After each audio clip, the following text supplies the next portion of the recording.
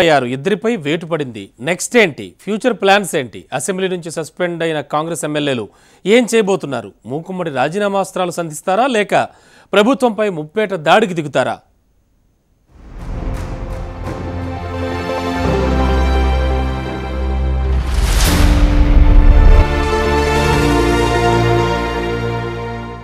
ఏదో అనుకుంటే ఏదో అయ్యింది. సర్కార్ను ఇరికిద్దామనుకుంటే అడ్డంగా ఇరికిపోయారు.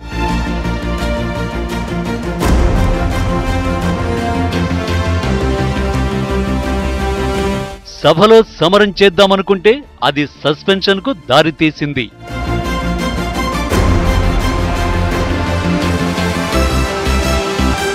మరిప్పుడు కాంగ్రెస్ ముందున్న దారి ఏంటి?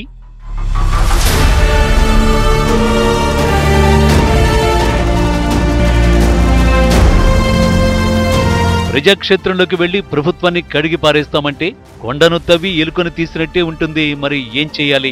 హస్తం పార్టీలో అంతర్మథనం ఇది.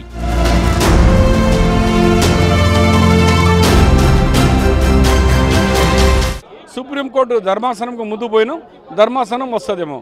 కానీ ఈ పద్ధతులు చూస్తే, ఇలాంటి స్పీకర్ చూస్తే రేపు రాబోయే ఏ గవర్నమెంట్ మెజా వస్తుందో వాడు రాగానే అసెంబ్లీ వరకు 4 సంవత్సరాలు సస్పెండ్, మొత్తం మెంబర్షిప్ రద్దు చేస్తే ఇక ప్రజాస్వామ్యమే ఉండదు.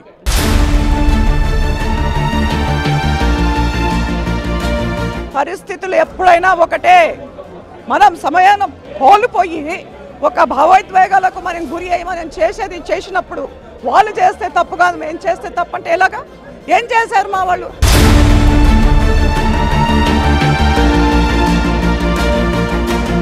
ప్రజల్లోకి వెళ్తామంటున్నారు కాంగ్రెస్ నేతలు.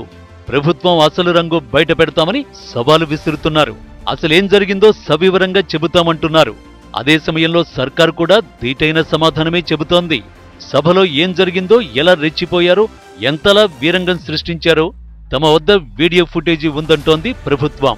ప్రజల ముందు పెడతామంటున్న సర్కారు జడ్జిమెంటును వారికే వదిలేద్దామంటోంది. మరి భవిష్యత్తు బాట ఏంటనేది కాలమే తేల్చాలి.